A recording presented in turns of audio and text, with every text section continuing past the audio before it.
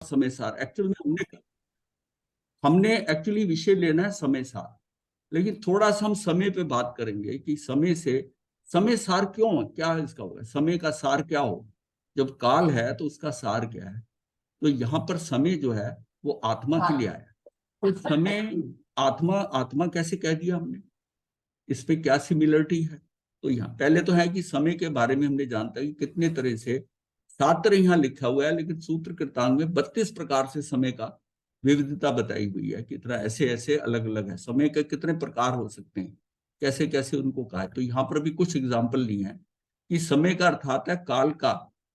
मतलब जैन शब्दावली के अनुसार समय शब्द के अनेक अर्थ होते हैं। समय अर्थात काल का अंतिम अविभाज्य अंश, यानी कि निरंश, अर्थात काल के अति सूक्ष्म निरंश इकाई, यूनिट। ये समय एक टाइम का, काल का एक यूनिट है, और वो अविभाज्य है, यानी कि उसके हम दो हिस्से नहीं कर सकते। हाँ हाँ, स्मॉलेस्ट यूनिट है, उसका दो हिस्से नहीं हो सकते, तो सबसे स्मॉल है। और समय अर्थात वर्तमान क्षण भी कहते हैं। ये ऐसा समय चल रहा है आजकल, तो समय ऐसा चल रहा है, तो उसको वर्तमान के लिए भी समय यूज कर लेते हैं। समय अर्थात सह में, संपूर्ण को अपने में समेटे हुए, समय जो संपूर्ण को अपने में समेटे हुए, ये भी है। समय अर्थात सम के साथ और यत, ये क्या है, उत्कृष्ट स्थिति, यानी कि सतत नयापन। समय जो है ना, हर समय, समयत का मतलब उत्कृष्ट स्थिति, हर समय नया बदल रहा है। समय जो है हर क्षण, मतलब हम कहते हैं प्रति समय, वो उसका क्या नयापन हो रहा है। वो कोई धारा से नहीं है, मतलब एक एक यूनिट करके आ रहा है। यानी समय जो है ना वो चेन की तरह है। चेन में जैसे लिंक होते हैं ना, नदी के पानी में तो प्रवाह फिर भी एक एक लिंक है, एक एक लिंक है चेन के अंदर। और एक एक लिंक का मतलब एक समय ये खत्म हुआ, दूसरा समय साथ शुरू हुआ, तीसरा, ये चेन की तरह। समय अर्थात निष्पक्ष संबोधन, सम या, और समय का अर्थात है ये संयम है, ऊपर बिंदी लगा लीजिए, ये हलन छोड़ने हैं। संयम से युक्त आत्मा, आत्मा। और समय के अर्थात सम जमा है, सम उपसर्ग है, और अ धातु है, अर्थात गमनार्थक, गमनार्थ करता है, गति, जैसे गति कर, ये समय। हाँ, समय जो है ना ये गति करता है, तो ये कैसे गमनार्थक है वैज्ञानिक जगत में। महाराज जी, निष्पक्ष संबोधन का क्या अर्थ हुआ? निष्पक्ष संबोधन है, जैसे बात करते हैं कि समय के अंदर जो है किसी जीव को हम जब कहते हैं तो एक संबोधन हो गया, निष्पक्ष है कि ऐसा समय है, समय ही ऐसा है। तो एक निष्पक्ष कोई संबोधन नहीं है इसके अंदर किसी का, निष्पक्ष है ये। वैज्ञानिक जगत में भी समय शब्द का एक अपना निश्चित अर्थ रखता है। विज्ञान के अनुसार आकाशास्त्री काय एवं काल, स्पेस एंड टाइम, ये दो द्रव्य इस लोक के आधार हैं। ये दोनों जो षड्द्रव्य करते हैं, तो उसमें आकाशास्त्री काय एवं काल, ये स्पेस एंड टाइम, हाँ, स्पेस एंड टाइम जो है, टाइम मतलब काल हो गया और स्पेस है आकाश हो गया, ये दो द्रव्य इस लोक के आधार हैं। ये क्या है, आधार है। जो स्पेस है ना, ये हमारा भौतिक आधार है, ये भौतिक आधार है। जो टाइम है अभौतिक आधार है, कुछ है नहीं टाइम उसका आधार। न देखा टाइम का क्या आधार है, लेकिन वो प्रतिक्षण बदल रहा है। जो इस समय पूरा लोक मुझे दिखाई दे रहा है, उस लोक में कहाँ कहाँ कौन सा जीव है, कैसी कैसे स्थितियां हैं, तीनों लोक के अंदर कैसे है, वो अगले समय पलट जाती है। कुछ जीव जो है नीचे से ऊपर आ जाते हैं, ऊपर से नीचे चले गए, कोई इधर से, मध्य लोक में भी इधर से उधर हो गए, मनुष्य था त्रियंच बन गया। तो क्या है कि हर समय उसका जो एक नया ही रूप बनता रहता है, और हर समय वो चेंज हो रहा है। इसका मतलब जो केवल ज्ञान है, जिन केवल ज्ञानियों का, उनका ज्ञान अपडेट हो रहा है प्रति समय, क्योंकि हर बार जो है स्थितियां बदल रही हैं, तो उनका अपडेट वो वैसे साथ साथ उनका केवल ज्ञान भी वैसे का वैसा बदल रहा है। तो विज्ञान के अनुसार आकाशस्थिति का एवं काल, ये स्पेस एंड टाइम, ये दो द्रव्य इस लोक के आधार हैं। प्रत्येक द्रव्य आकाश यानी स्पेस में अवस्थित है। इस आकाश के 3 भौतिक आयाम है, फिजिकल डायमेंशन। क्या है, लंबाई, चौड़ाई, ऊंचाई। इस लोक में किसी पॉइंट के ऊपर में बताना हो कि ये जीव जहां है, तो उसकी लंबाई बतानी पड़ेगी, चौड़ाई बतानी पड़ेगी, और कहाँ है उससे। अब आप जब ग्राफ पेपर पे बनाते हो तो उसमें 2 आयाम लेते हो, एक नीचे हॉरिजेंटल, एक वर्टिकल। लेकिन यही 3 डायमेंशन हो स्पेस के अंदर, तो आप एक एंगल भी लेते हो कि ये थोड़ा लंबाई में यहाँ है, ऊंचाई में यहाँ है, और एंगल में यहाँ पर है। तो 3 डायमेंशन में क्या होता है कि उसकी, हाँ, इन तीनों आयामों के अतिरिक्त एक चौथा आयाम और भी है। क्लिक करो। तो ये चौथा आयाम जो है, चौथा आयाम और भी है, जिसे आज का विज्ञान जो है, आज का विज्ञान समय यानी टाइम कहकर संबोधित करता है। प्रसिद्ध वैज्ञानिक अल्बर्ट आइंस्टाइन आइंस्टाइन ने ये सिद्धांत प्रतिपादित किया कि एग्जिस्टेंस इज 4 डायमेंशनल, कि जो एग्जिस्टेंस है ना वो 4 डायमेंशन में होगी। कि क्या होता है कि जैसे कहते हैं ना, डायमेंशन जब लिखते हैं, किसी ने मैथमेटिक्स पढ़ा हो तो एक्स वाई जेड, और लेकिन जब टाइम फ्रेम में बताते हैं तो टी कहते हैं, उसको टी कह देते हैं। हाँ, कोऑर्डिनेट आता है टी, यानी चौथी डायमेंशन। तो ये समझिए कि जैसे हम कहते हैं ना कि ये 3 डायमेंशन होगी, ऐसे ऐसे ऐसे, और एक टाइम है उसकी डायमेंशन अलग है। इसमें तो यही है, और उसके अगले समय ये डिफरेंट हो गया, तो टी से करते हैं, वो चौथी डायमेंशन है। समय के आयाम में प्रत्येक पदार्थ कल भी था, आज भी है और कल भी रहेगा। ऐसा कभी नहीं होता कि कोई पदार्थ अंत को प्राप्त हो या उत्पन्न किया जा सके। जैसे षड्द्रव्य में आप लेते हैं, उसमें क्या कि किसी को पैदा नहीं कर सकते, और किसी दो का मिलकर एक नहीं बनता, तो उत्पन्न किया जा सके। समस्त परमाणु अनादि अनिधन है, यानी कि अनादि अनंत है। कई जगह अनंत को अनिधन भी कह देते। सब कुछ सदा से सदा रहेंगे, मात्र उनका रूप बदलता रहता है।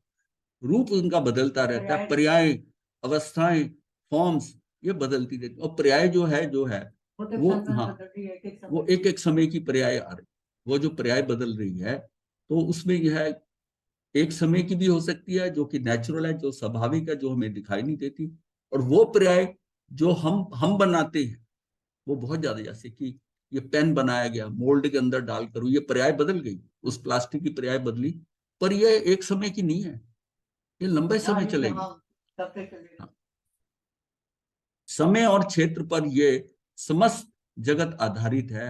हर गति, हर स्थिति इन 2 आधारों पर हो रही है। क्षेत्र त्रिआयामी है। क्षेत्र को कहेंगे तो 3 आयाम। हाँ, यानी जो उसका एक किसी चीज का उसको आप लोक में विस्तार देख रहे हैं, तो विस्तार के हिसाब से तो 3 आयाम है, लेकिन प्रवाह रूप में तो 4 है। प्रवाह में क्या है कि 3 तो वो चल ही रहे हैं, और अब ये है, अगले समय ये है, अगले समय ये है, तो प्रतिक्षण जो बदल रहा है उसको हम कहेंगे प्रवाह रूप से, ये प्रवाह से।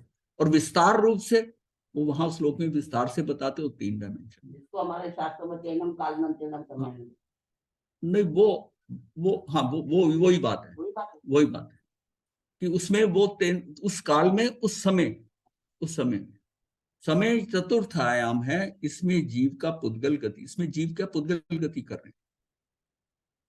यानी ये जो हमारी जैसे चेतना है, इसको कौन सी डायमेंशन में लेंगे? ये 4th डायमेंशन में जाएगी, 4th डायमेंशन में जाएगी चेतना। वो पता नहीं चेतना का मतलब कैसे कहोगे, चेतना बताने के लिए वो टाइम के अनुसार अब ये है, अब ये है, तो उसको 4th डायमेंशन में बताएंगे, वो 4थी डायमेंशन हो। ये सिर्फ बेसिक चीजें समझने की थी कि अब समय की हमने बात करनी है ना, तो अब बेसिक चीज हमें पता चल जाएगी। हमने जाना कि समय शब्द के तो अनेक अर्थ होते हैं। समय माने काल, समय माने देश, क्षेत्र आदि, ऐसे ये काल ये हो सकते हैं। ये तो हम जानते ही हैं कि जिन जिन धातुओं का अर्थ गमन होता है, उनका अर्थ नियम से जानना भी होता है। ये धातुओं के अगर बारे में जाने कि जिसका अर्थ गमन होता है, तो उनका अर्थ नियम से जानना भी होता है। 2 अर्थ होते हैं, गमन अर्थात परिणमन। इस प्रकार यदि हम ऐसा अर्थ लगाएं कि जो परिणमन करे वह समय, तो परिणमन तो 6 द्रव्य करते हैं, परिणमन तो 6 द्रव्य करते हैं, अतः समय शब्द का अर्थ हो जाएगा 6 द्रव्य, 6 द्रव्य हो जाएगा। लेकिन जब हम ऐसा अर्थ करें कि जो गमन करे यानी परिणमन करे और साथ में जाने भी, तो उसका अर्थ होगा आत्मा, उसका अर्थ होगा आत्मा। यहां से हमने लिया। इस तरह समय शब्द की मूलतः 2 अर्थ हो गए। एक अर्थ है 6 द्रव्य और दूसरा अर्थ है आत्मा। समय सार शब्द का अर्थ का विश्लेषण करते हैं, तो समय शब्द का अर्थ है 6 द्रव्य करते हैं।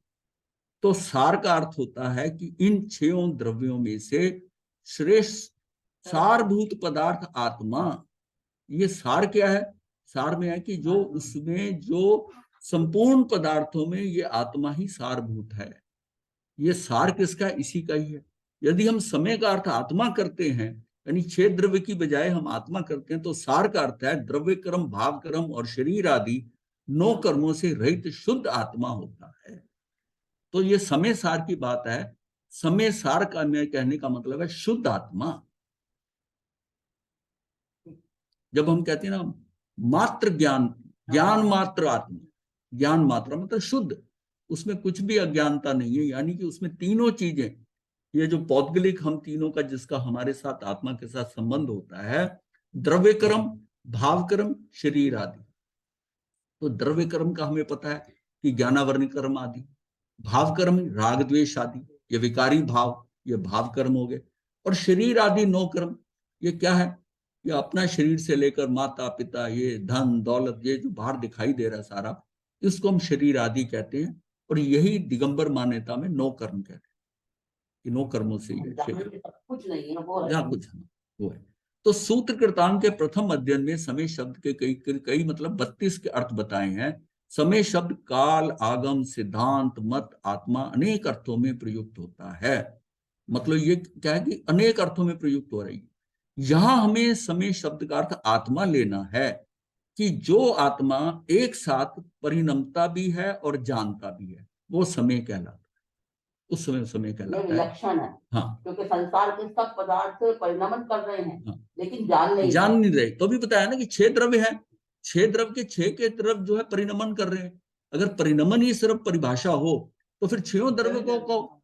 लेकिन हमने तो यह कि जानना भी है, तो परिणमन भी हो रहा है और जान भी रहा है, वो सिर्फ क्या है, वो अकेली आत्मा है जो परिणमन भी कर रही है। जानी जितनी भी गति अर्थ के धातु यानी कि क्रियापद हैं, वे सारे ज्ञान के अर्थ में भी हैं, वो ज्ञान के अर्थ में भी है। इसलिए आत्मा परिणमती भी है और जानती भी है। ये जानने का काम एकमात्र आत्मा का ही है, अजीव का नहीं है। बाकी तो जीव के अलावा बाकी 5 द्रव्य तो अजीव है, तो उसका वो तो उसका तो मतलब उसका तो इसमें मेंशन ही नहीं करेंगे ना। अब जीव की बात होगी तो आत्मा, समय से सीधा आत्मा के साथ जोड़ दिया। इस प्रकार समय शब्द का अर्थ है आत्मा, उसमें भी जो सारभूत है वो शुद्ध आत्मा, वही समय सार है, वही समय सार।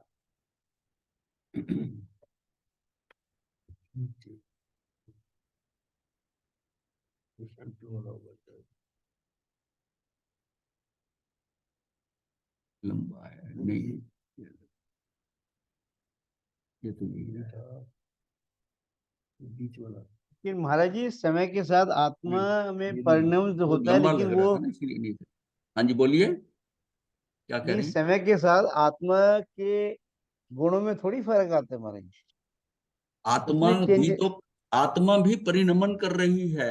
हाँ, देखो, करेक्ट तो आत्मा जब परिणमन कर रही है तो प्रति समय परिणमन कर रही है, करेक्ट। और वो परिणमन भी कर रही है और जान भी रही है, हर स्थिति को वो समझ भी रही है। तो इसलिए उसको समय उसको सार तो फिर समय भी क्या, काल क्या है, काल भी हर समय नया आ रहा है, और उस समझ काल गया। में जानना भी हो रहा है। तो काल की समय की प्रॉपर्टीज और आत्मा की प्रॉपर्टीज मैच हो रही है। भाई परिणमन करना और जानना ये समय में भी हो रहा है और आत्मा में भी हो रहा है, और आत्मा तो हमारी हर काल में अपडेट हो रही है, तो उसका जानना भी हो रहा है और परिणमन भी हो रहा है।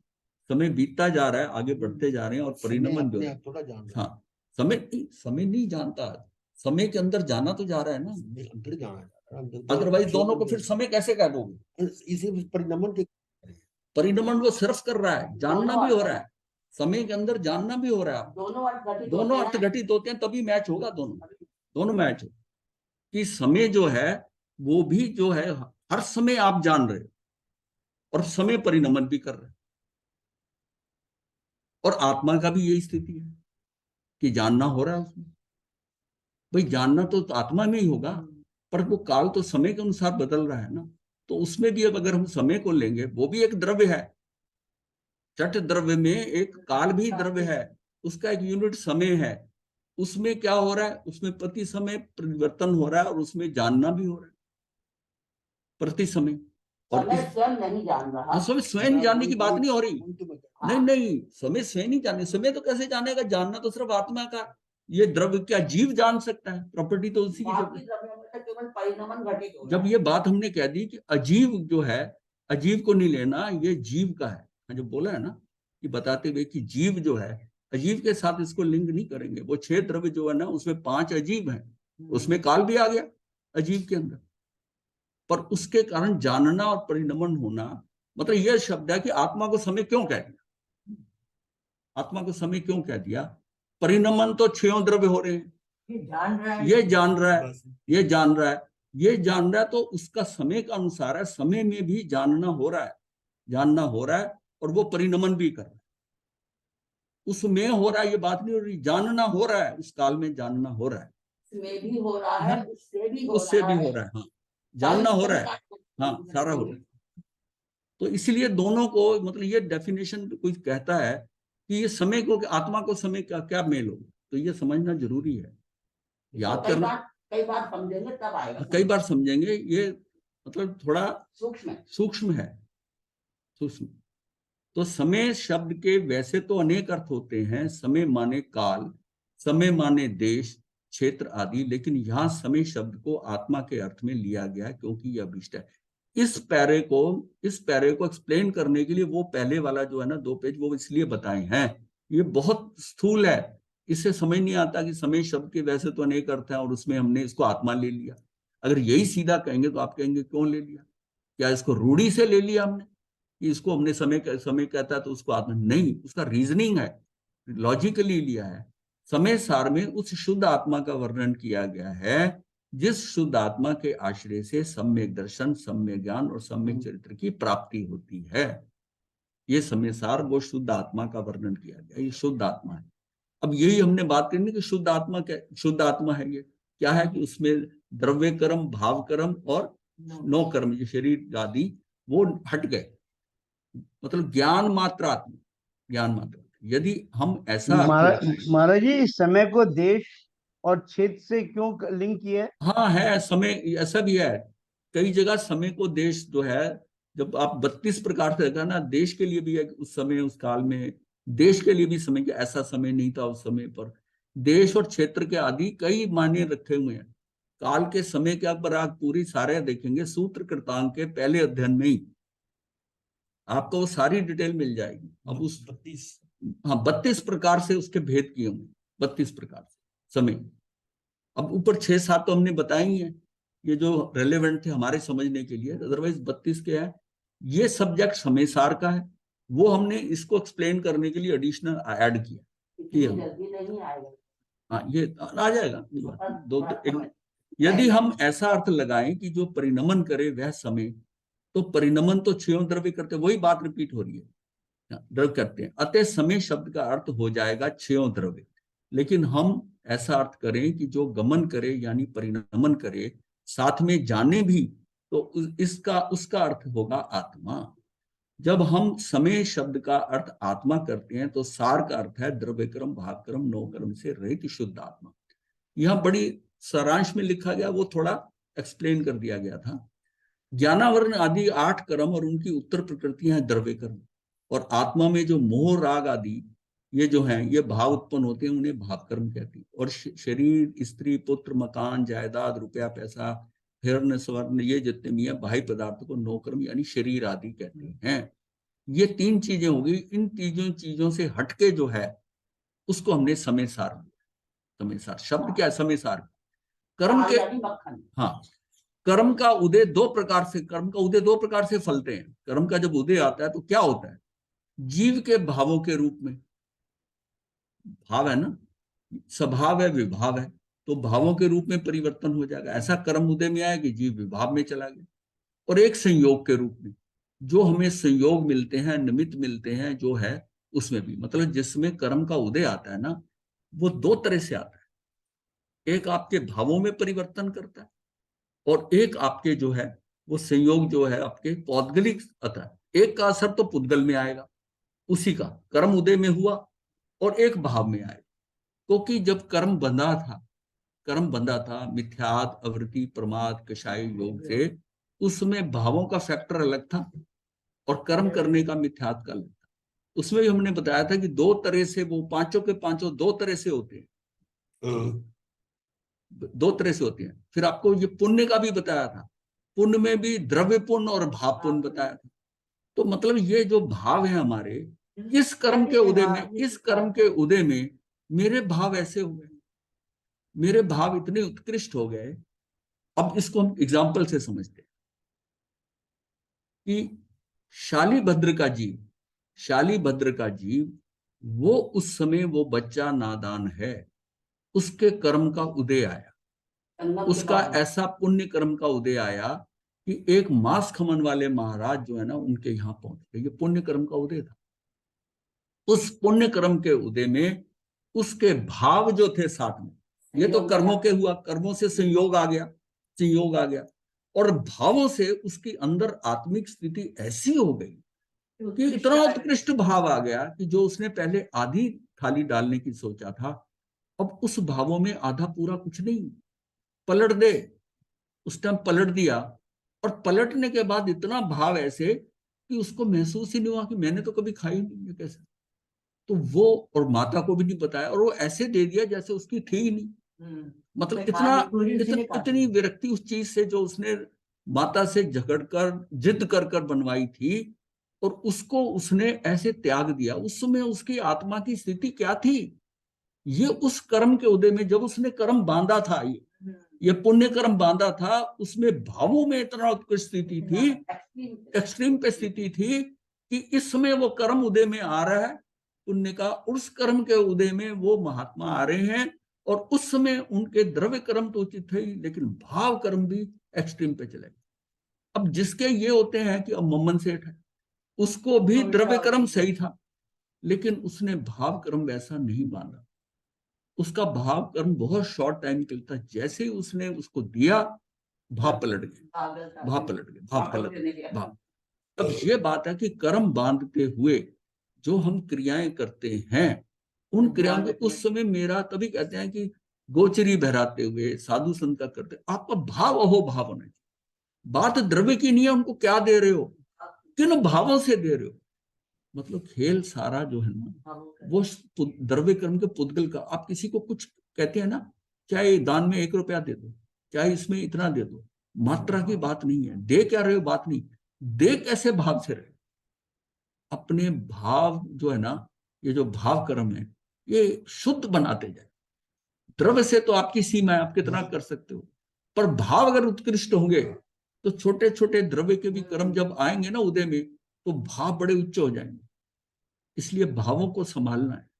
अभी आया था ना कि भावों का नियंत्रण करें, ये हमने भी पीछे सब्जेक्ट एक लिया था कि भावों का नियंत्रण, मुक्ति के लिए भावों का नियंत्रण करना बहुत आवश्यक है। द्रव्यतः उतना फर्क नहीं पड़ेगा, भावों से जब आप करते हो उसमें आपका भाव कितना उत्कृष्ट है, देते हुए, किसी की सहायता करते हुए, कुछ भी करते हुए, अगर भाव उत्कृष्ट है अंदर, भावों में अगर ये चल रहा है, ये कैसे करना पड़ रहा है, ऐसा है, मतलब वो मजबूरी, इसके कारण वो असर नहीं करेंगे, क्योंकि उस समय आपके भाव बिगड़ जाएंगे। वो जब स्थिति आएगी, कर्म का उदय आएगा, तो निमित्त वैसा, तो निमित्त आएगा ही, निमित्त जो संयोग रूप में आएगा, निमित्त आएगा, और निमित्त जब आएगा तो तब आपके भाव पलटे हुए होंगे, वो भाव गड़बड़ फिर कर। अरे किसी को कुछ ना भी दो, वो कहावत है ऐसे ना, भाव डाल दे। गुड़ नहीं पर गुड़ जैसी बात तो कर दो।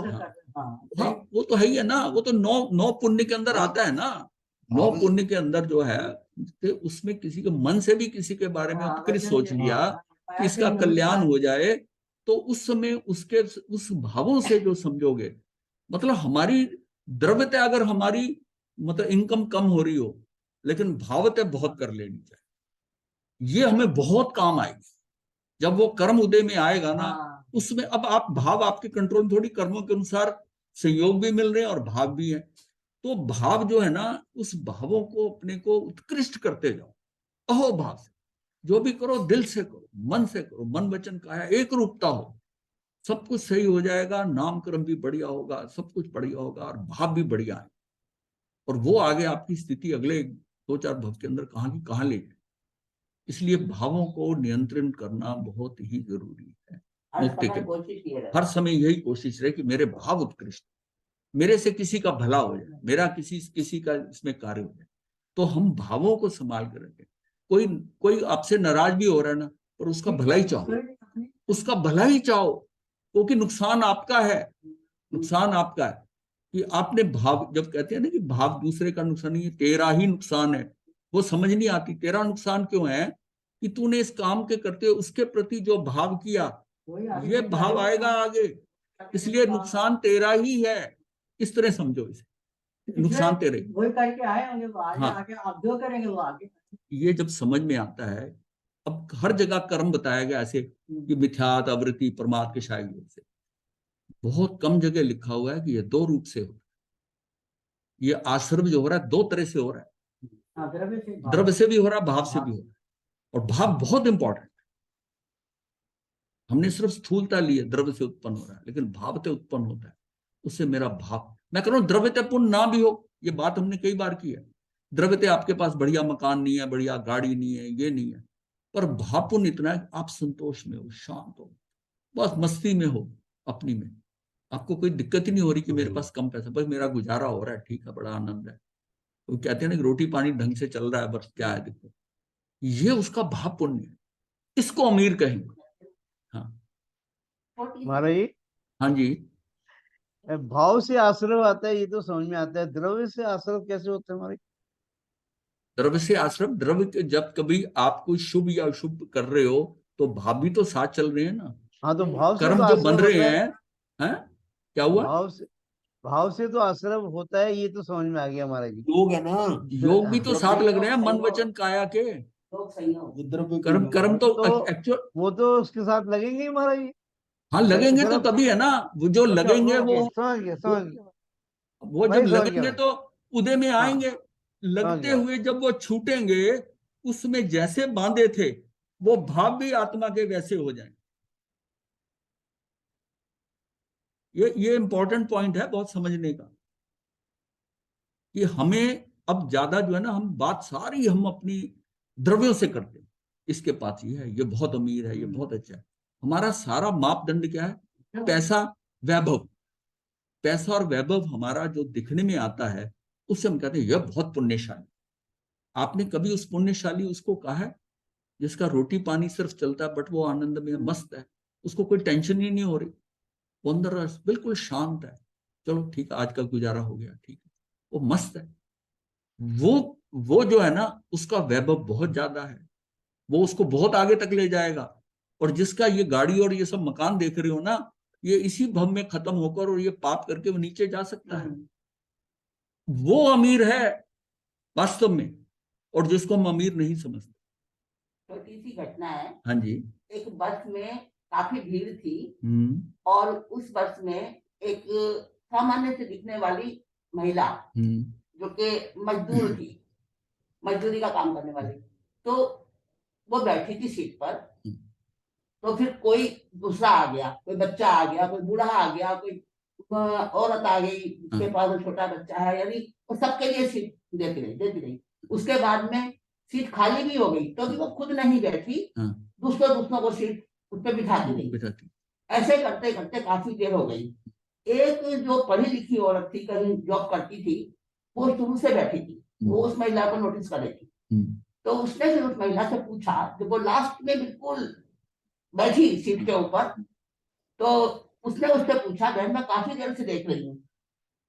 तो उसने पूछा, भाई तुम ऐसे क्यों कर रही थी, तुम क्यों नहीं बैठी सीट पर, दूसरों दूसरों को बिठाती रही? तो उसने कहा, देखो मैं तो मजदूरन हूँ, मेरे पास पैसा नहीं, मेरे पास कुछ और साधन नहीं, मैं किसी की कुछ भी हेल्प कर सकूं, और बस मैं अपने भावों से यही मैं कर पाती हूँ, इतना ही कि किसी को मैं जरा सा सुख दे दूं, जरा सा सुख दे दूं, जरा सा आराम दे दूं, तो वो उसका पुण्य पता कितना हो जाएगा। हाँ। तो वो पढ़ी लिखी जो एजुकेटेड जॉब करने वाली महिला थी, वो कहने लगी, आज मैंने बहुत सीखा है तुमसे।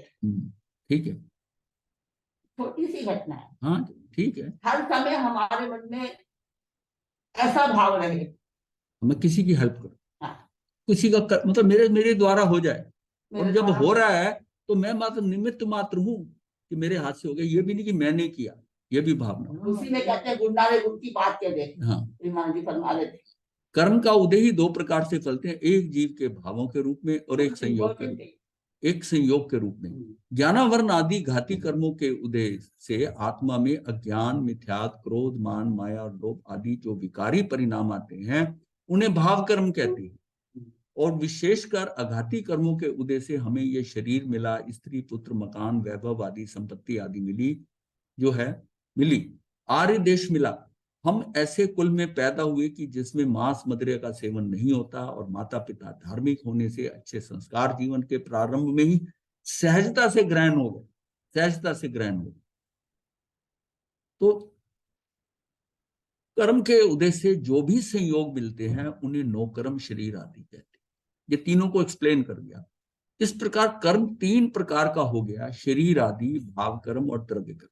द्रव्य कर्म अर्थात ज्ञानावरण आदि कर्म, भाव कर्म माने मोह राग द्वेष, मोह हो गया, राग हो गया, द्वेष हो गया, यानी ये समझो ये दर्शन मोहनी हो गया, राग द्वेष चरित्र मोहनी हो गया के परिणाम। और शरीर आदि माने उन कर्मों के उदयवश हमें जो भी संयोग मिला, अर्थात शरीर से यावत देश गांव नगर घर, ये सारा हमारा शरीर, देश कौन सा मिला, गांव कौन सा मिला, नगर कौन सा मिला, घर कैसा मिला, इन सब संयोगों और राग द्वेष मोह आदि के संयोगी भावों से भिन्न है आत्मा। इससे भिन्न है आत्मा। द्रव्य कर्म, भाव कर्म, शरीर आदि से भिन्न आत्मा में अपनापन स्थापित होने का नाम यही मैं आत्मा है। मतलब आत्मा में कुछ नहीं है, आत्मा जो स्वराप्ति, उसमें जब कर्म उदय में आता है, उसमें वो आत्मा का भाव वैसा होगा, स्वभाव में रहेगी कि विभाव में जाएगी, और कितना उत्कृष्ट भाव है ये भी हो जाएगा। और उसी हिसाब से उसको कर्म के अनुसार जो है उसकी स्थिति जो है, उसको क्या फल मिलेगा शरीर के ऊपर, सुख द दुख की प्राप्ति होगी, वो उसको शरीर पे प्राप्ति होगी। तो अपनापन स्थापित होने का नाम है यही मैं आत्मा हूं। इनके बाद में ये सारे हटने से भिन्न आत्मा में अपनापन स्थापित है। यानी जैसे कैसे कहते हैं, कई जगह आता है एकत्व विभक्त आत्मा, एकत्व विभक्त आत्मा तो होने का नाम है यही मैं आत्मा हूं। ऐसी दृढ़ प्रतीति होने का नाम ही सम्यक दर्शन है। यही सम्यक दर्शन है कि मैं इस तरह समय सार नामक ग्रंथ में द्रव्य कर्म, भाव कर्म और शरीर आदि 9 कर्म से भिन्न आत्मा में अपनापन अर्थात ऐसी दृढ़ प्रतीति, ऐसी प्रतीति हो जाए, होने का नाम सम्यक दर्शन है। दृढ़ प्रतीति का मतलब उसकी रुचि, प्रतीति रुचि से पहले की बात है, प्रतीति के बाद में उसकी रुचि हो जाए। प्रतीति तो मुझे ठीक है, अच्छा लगता है, थोड़ा ऐसा, हाँ इसमें मेरा इंटरेस्ट है, लेकिन रुचि का मतलब ये होता है कि नहीं मुझे तो ऐसा ही करना है। तो दृढ़ प्रतीति होने का नाम सम्यक दर्शन है। आत्मा को जानना, ना केवल जानना अपितु आत्मानुभूति पूर्वक जानना, ये जानना कि ये ही मैं हूं, इसका नाम सम्यक ज्ञान है। ये ज्ञान, उस आत्मा को जानना, ना केवल जानना अपितु अनुभूति पूर्वक जानना, ये जानना कि यही मैं हूं, इसका नाम सम्यक ज्ञान है। दोनों में फर्क आ गया ना। ऐसी उस आत्मा को जानकर, उसे ही निज मानकर, उसमें ही अपनापन स्थापित करके, उस आत्मा में जो स्थिरता होती है, अर्थात आत्मा में लीनता, स्वरूप रमनता होती है, उसको बोलते हैं सम्यक चरित्र। ऐसी उस आत्मा को जानकर, उसे ही निज मानकर, उसमें ही अपनापन स्थापित करके, उस आत्मा में जो स्थिरता होती है, अर्थात आत्मा में लीनता यानी कि स्वरूप रमनता होती है, उसको बोलते हैं सम्यक चरित्र। अब आप ये जो परिभाषा थी कि सम्यक दर्शन की, सम्यक ज्ञान की और सम्यक चरित्र, समझ में आ गया? ठीक है, नहीं तो एक बार और पढ़ देता हूँ, बहुत इंपॉर्टेंट है, बहुत इंपॉर्टेंट परिभाषा है। और तीनों का सार एक ही है। एक ही इस तरह, इसलिए ना ये सारा जो है ना सम्यक दर्शन ज्ञान चरित्राणी, ये भी व्यवहार से है। ये व्यवहार से, निश्चय में तो मैं ज्ञाता दृष्टा, मेरे में ये दर्शन है, ज्ञान है, ये क्या चरित्र है ही नहीं है, मैं तो ज्ञाता दृष्टा।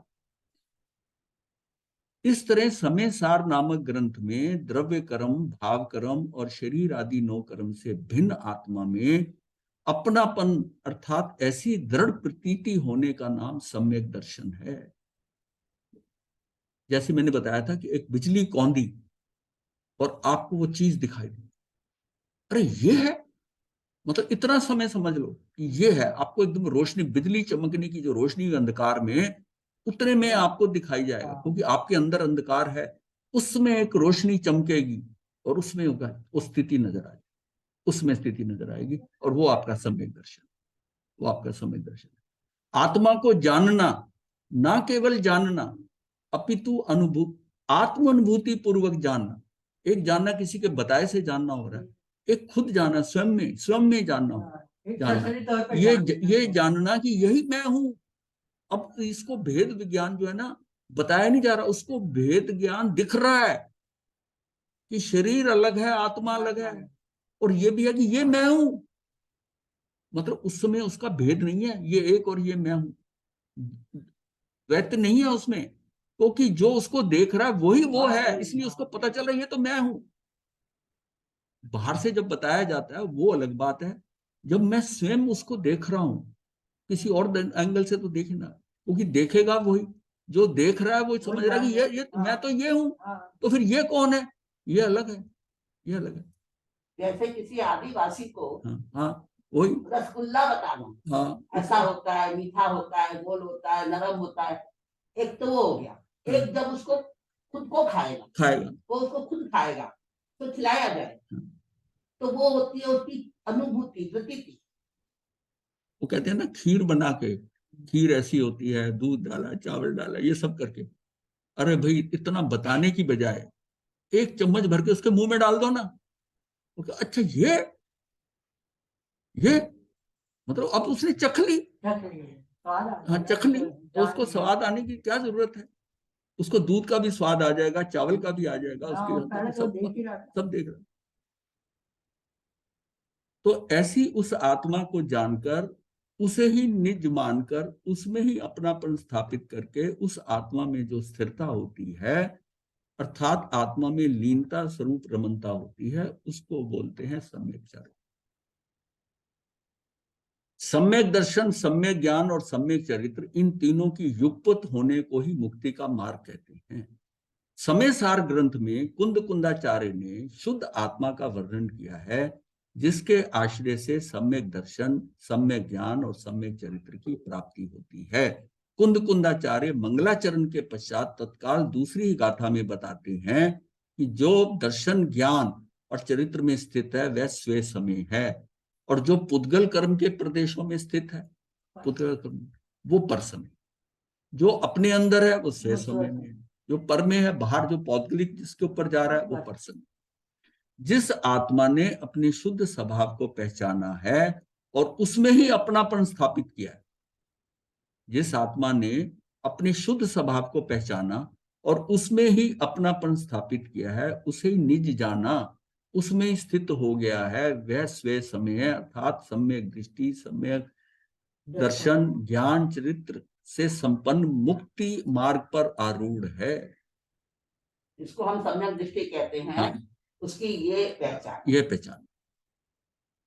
ये क्लियर हो गया आपको कि नहीं? अच्छा, पुद्गल कर्म के प्रदेशों में स्थित होने का सीधा, सच्चा और सरल अर्थ यह है कि पुद्गल कर्म के उदय से जो भी हमें प्राप्त हुआ है, चाहे वह भाव कर्म के रूप में हो या नो कर्म के रूप हो, शरीर आदि के रूप में हो, उसमें अपनापन स्थापित करे कि ये ही मैं हूं, अर्थात पुद्गल को ही अपना मानना, उसी के ही ध्यान में मगन रहना, उसी की ही चिंता में लगे रहना, उसका नाम परसमय है। उसी की चिंता है, इसको खिलाना है, पिलाना है, सुलाना है, सजाना है, तो क्या ये पर समय में? तो स्वे समय में 24 घंटों में कितना जाते हैं? अपने या अपनों के, हाँ एक ही बात है, लगे रहना। वो सारे पौद्गलिक हो गए ना। बाकी तो यदि स्वे समय और पर समय इन दोनों की उपेक्षा कर दें, अर्थात उसने अपनी आत्मा को निज जाना है या पर को निज जाना है, इन दोनों बातों को अलग कर दें, तो जो शेष बचेगा उसका नाम है समय। बहुत गहराई, बहुत गहराई। उसका नाम है समय। समय, उसमें स्वे समय और पर समय का भेद नहीं है। ये भेद तो हमें बताने के लिए बाहर से है। तात्पर्य यह है कि जो अनादि से लेकर, निगो से लेकर मोक्ष तक एक जैसा का तैसा रहता है, उसका नाम है समय। उसका नाम है समय। उस समय की बात है। हाँ हाँ, वो उसका नाम है समय। दुनिया में प्रत्येक पदार्थ एकत्व निश्चयगत ही शोभा को प्राप्त होता है। हर चीज अकेले में ही सुंदर है, मिलावट झगड़े का कारण है। मतलब जब वो अकेला एक ही, उसमें कुछ मिक्सर नहीं हो रहा, अकेले में ही सुंदर है। नहीं, अकेले में ये एकत्व की भावना तभी आती है कि अकेले अकेले रहना सुंदर है। आप हमेशा कंपनी ढूंढते हो, वहां जाना, एक साथ हो जाए, ये हो जाए, एक के बजाय दो, ये लौकिक दृष्टि है कि एक से दो भले। समय सार ग्रंथ में इसको बताया है कि आपने कभी नमक का स्वाद नहीं जाना। हाँ, हाँ, वो कहता है नमक का स्वाद, हम तो हर चीज में नमक, कैसे कहता है स्वाद? वो मिलावटी है, हाँ, असली नमक का स्वाद नहीं जाना, अकेला नमक। हर चीज अकेले में ही सुंदर है और मिलावट झगड़े का कारण है। जहाँ दो होंगे वहीं तो द्वंद्व होगा। द्वंद्व। देखो, दूध भी शुद्ध है, पानी भी शुद्ध है, लेकिन दूध में पानी मिला दें तो ना केवल दूध अशुद्ध हो गया अर्थात मिलावटी हो गया, बल्कि पानी भी शुद्ध नहीं रहा। इसका अर्थ है कि मिलावट में ही सारी गड़बड़ी है। एक 25 वर्ष का बाल ब्रह्मचारी ज्ञान ध्यान में लीन रहता है और वह परम पवित्र है, और मन करता है कि उसके चरणों में माथा रख दें, मतलब अपना मन करता है कि उसके चरणों में, इतना ज्ञानी है, बाल ब्रह्मचारी है। और ऐसी एक 20-22 वर्ष की महिला जो आत्म ज्ञान ध्यान में लीन रहती है, उसके भी लोग नमन करने का भाव, उसको भी लोगों का नमन करने का भाव होता है। दोनों ही जीव परम पवित्र हैं। यदि दोनों आपस में मिल जाएं तो क्या आप उनके चरणों में माथा टेकोगे या उन्हें पहले की तरह आदर दोगे? दुनिया में हर पदार्थ अकेला अपने में ही शोभा पाता है। दूसरे के साथ मिलावट की बात विसंवाद पैदा करने वाली है। प्रत्येक पदार्थ अपने में ही परिपूर्ण है, शुद्ध है, लेकिन दूसरे पदार्थों के साथ जो बंध की बात है वो विसंवादनी होगी, अर्थात झगड़ा पैदा करने वाली होगी। दुनियादारी वो कहते हैं एक से दो भले, अब यहां तो अध्यात्म कहते हैं एक ही भला। इसलिए अकेलापन ही सुंदर है, एकत्व ही बढ़िया है। काम भोग और बंध की कथा तो लोगों ने अनेक बार सुनी है, समझी है, उनके अनुभव में भी आई है, लेकिन पर से भिन्न और अपने से अभिन्न एकत्व विभक्त आत्मा की बात ना तो अधिकतर लोगों ने सुनी है, न समझी है, न अनुभव में आई है। इसलिए एकत्व विभक्त आत्मा को समझना है। लोक के समस्त जीव काम भोग और बंध की कहानी में ही मग्न है। स्पर्शन और रसना इंद्री के विषयों को काम कहते हैं, घ्राण चक्षु और श्रोत इंद्री के विषयों को भोग कहते हैं, और ज्ञानावरण आदि कर्मों की चर्चा को बंध कथा कहते हैं। अब तीनों आगे ना, काम भोग, मतलब है जो स्पर्शन और रसना इंद्री को काम, मतलब पांचों इंद्रियां हम इस्तेमाल कर रहे हैं तो काम भोग हो गया ना। हम काम भोग का बड़ा विस्तृत वर्णन है। काम भोग का मतलब सिर्फ वो वासना के उस पॉइंट से नहीं है, ये पांचों इंद्रियां जो कर रही हैं काम, वो काम भोग का ही कर रही हैं।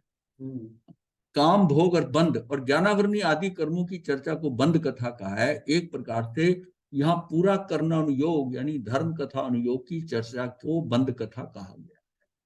वो जो धर्म कथा अनुयोग में सारा क्या बंध कथा, उसने ऐसा किया था, ये कर्म बंधा, ऐसा करा, ऐसा भोगेगा। काम भोग कथा और बंध की कथा सारे जगत को अत्यंत सुलभ है और जगह जगह इसकी चर्चा की जाती है।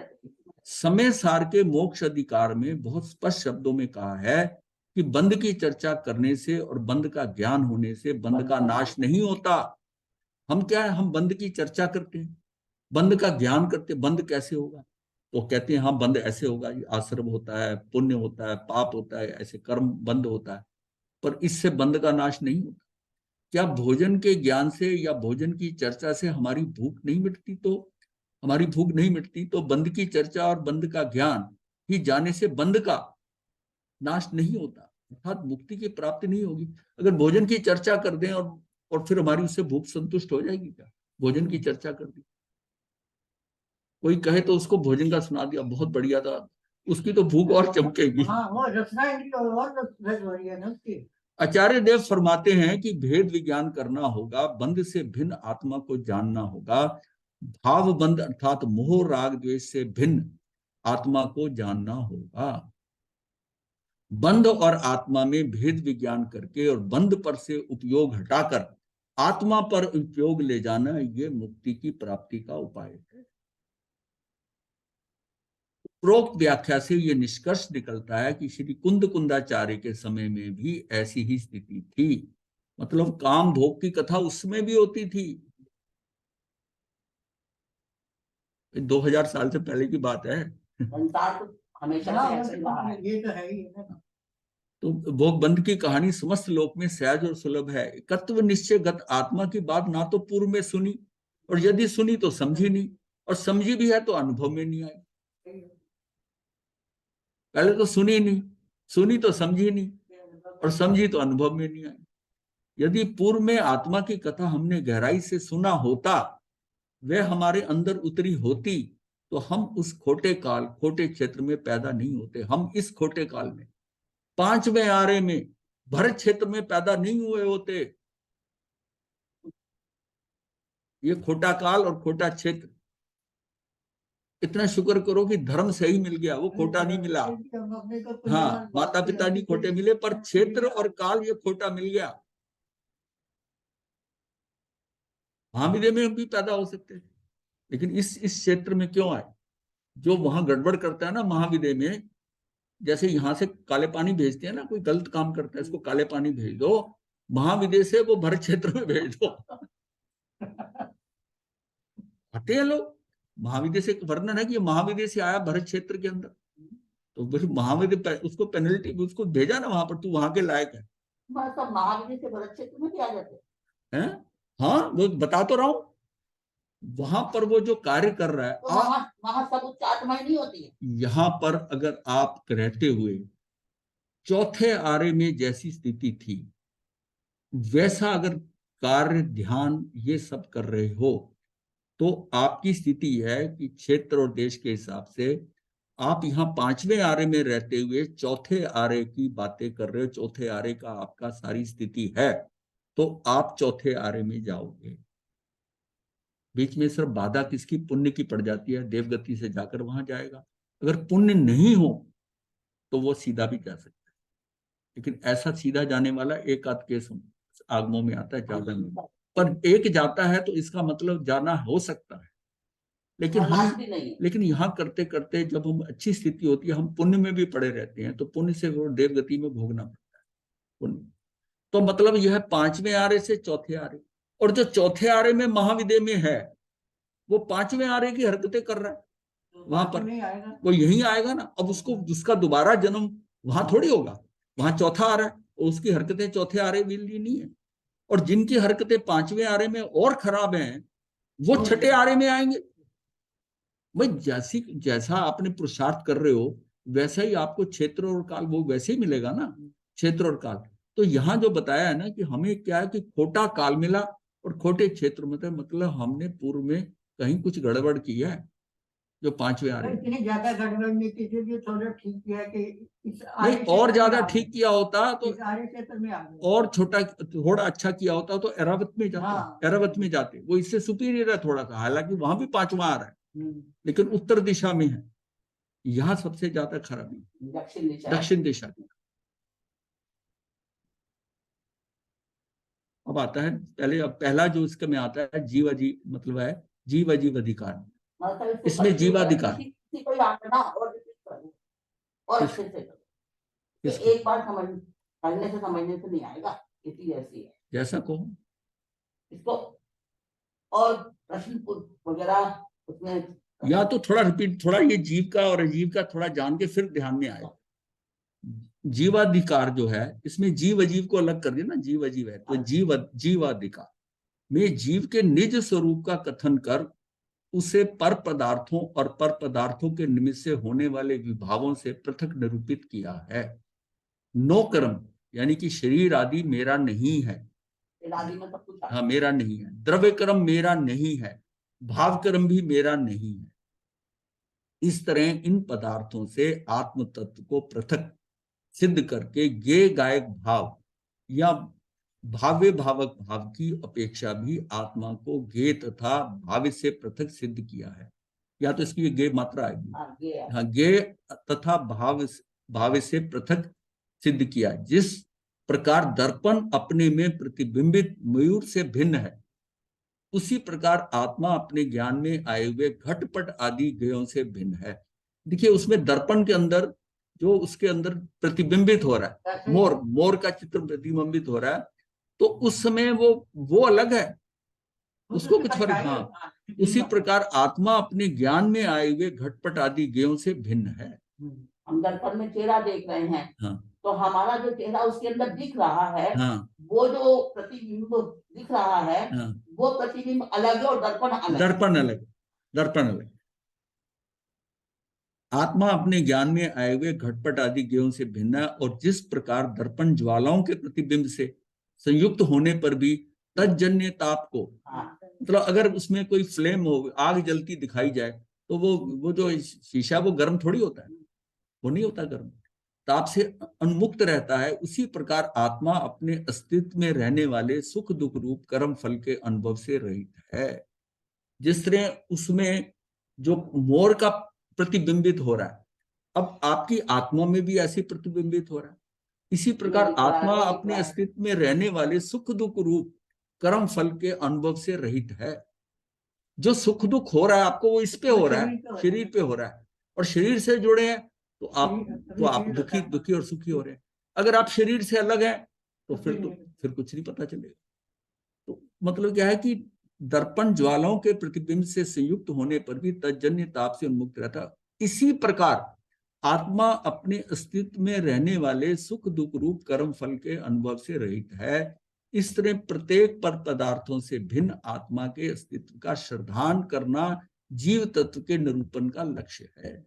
इसका मतलब ये हुआ भान जी, हाँ कि जो आप अभी हमें पढ़ाने जा रहे हो, समझाने जा रहे हो, हाँ समय साल ग्रंथ, हाँ इसके अंदर ऐसी जड़ी बताई है, हाँ, ऐसी युक्ति बताई है, हाँ, कि हम इसमें रहते हुए, शरीर में रहते हुए, इससे अलग होकर किस प्रकार से हाँ, अपनी शुद्ध निखालिस आत्मा का अनुभव कैसे करते हाँ कर सकते हैं। वो इसलिए हैं। वही मोक्ष का हेतु, वही मोक्ष, वही मोक्ष। ये आप ऐसी चीज बताने जा रहे हाँ, हो। मोक्ष वही है। तो गाथा 38 के अंत में कुंदाचार्य जी ने उद्घोष किया है कि निश्चय से मैं एक हूं, शुद्ध हूं, दर्शन ज्ञान से तन्मय हूं, सदा अरूपी हूं, और परमाणु मात्र भी मेरा नहीं है। इस कथन का तात्पर्य यह है कि ये जीव उद्गल के संयोग से उत्पन्न हुई संयोगज पर्याय में आत्म बुद्धि कर उनकी इष्ट अनिष्ट प्रनीति में हर्ष विषाद का अनुभव करता हुआ व्यर्थ ही रागी देशी होता है। उनके निमित्त से नवीन कर्म बंद करके अपने संसार की वृद्धि करता है। वो जो संयोग हो रहा है, मतलब इसके निश्चय से क्या हूं, मैं तो शुद्ध हूं, ज्ञान दर्शन रूप से तन्मय हूं, सदा रूपी हूं, परमाणु मात्र भी मेरा नहीं है। इस कथन का तात्पर्य है कि जीव पुद्गल के संयोग से, अब क्या है कि जो पर्याय आई वो पुद्गल के संयोग से आई, और उसमें मैं अपनी आत्म बुद्धि करके कि ये मेरे में हो रहा है, इष्ट अनिष्ट प्रवृत्ति में और हर्ष विषाद करता हूँ, सुख दुख का अनुभव करता हूँ, और व्यर्थ ही रागी द्वेषी होता, वो है ही नहीं, तो उससे अलग है।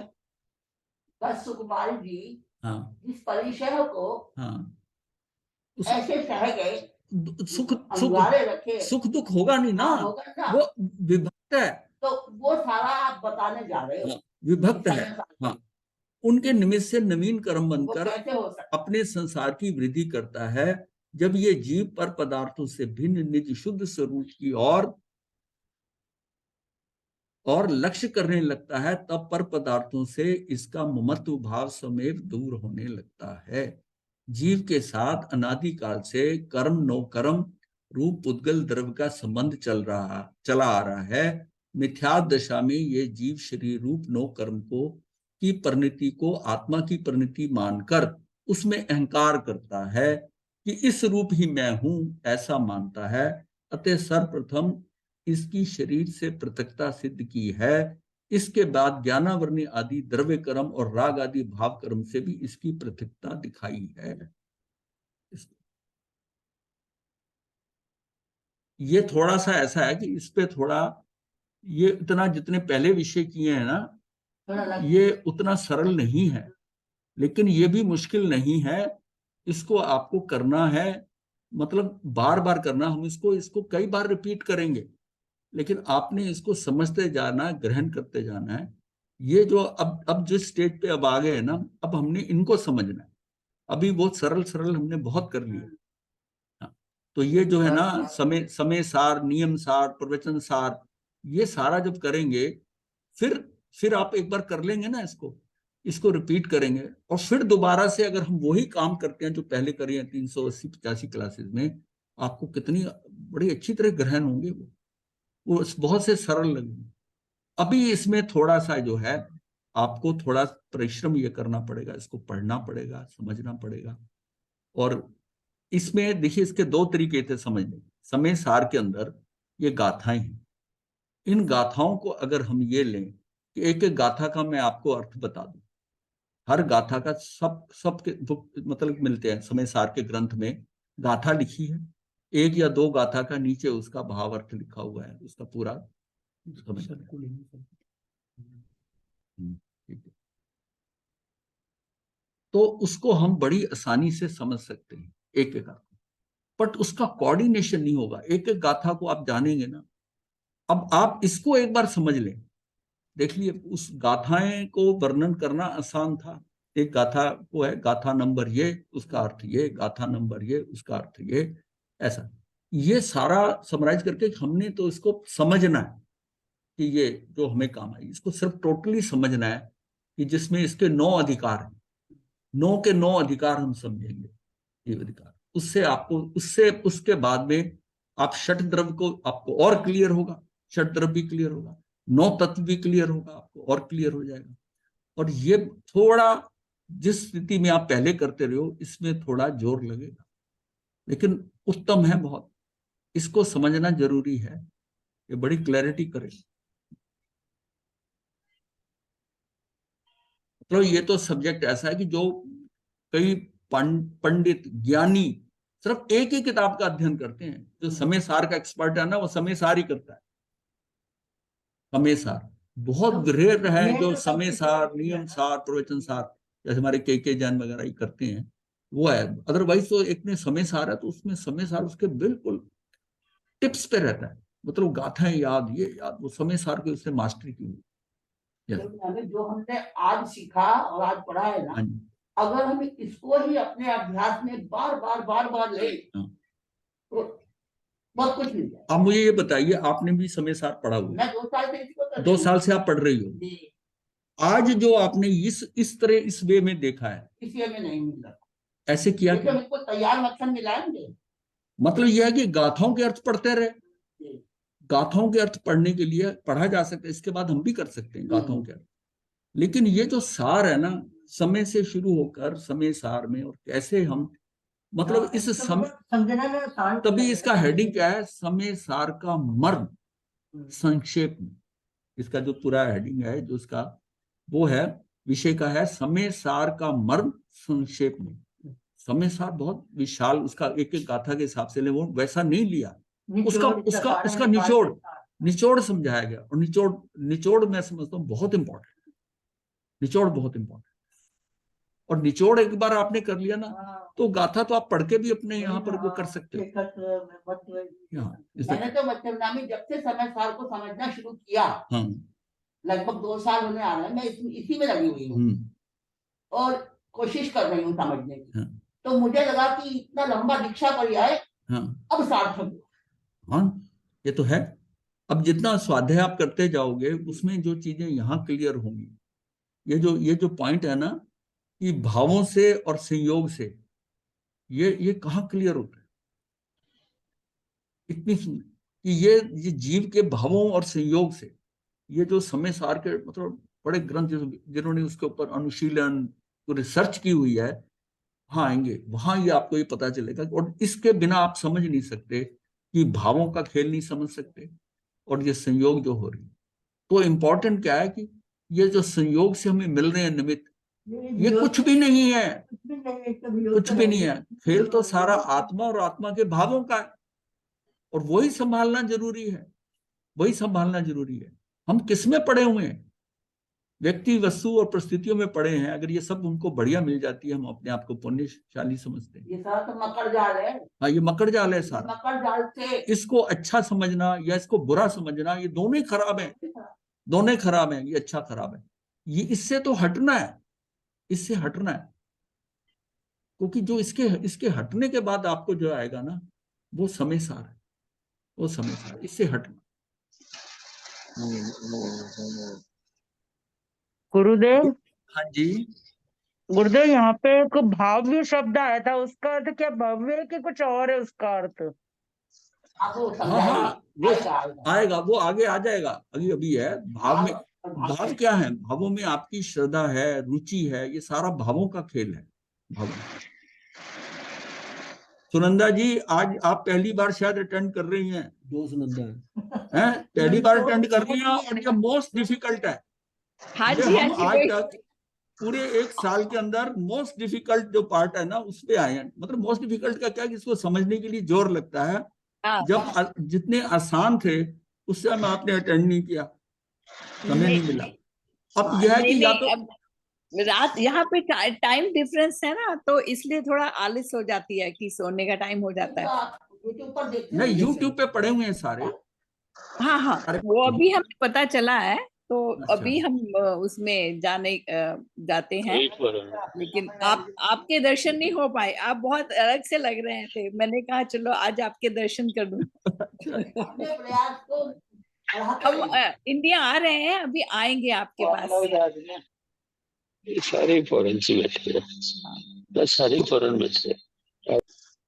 गुरुदेव की आज्ञा से चत्तारि मंगलम अरिहंता मंगलम सिद्धा मंगलम साहू मंगलम केवली पनतो धम्मो मंगलम चत्तारि लुगुत्मा अरिहंता लुगुत्मा सिद्धा लुगुत्मा साहू लुगुत्मा केवली पनतो धम्मो लुगुत्मो चत्तारि शरणम पवज्जामि अरिहंते शरणम पवज्जामि सिद्धे शरणम पवज्जामि साहू शरणम पवज्जामि केवली पनत्तम धम्मम शरणम पवज्जामि।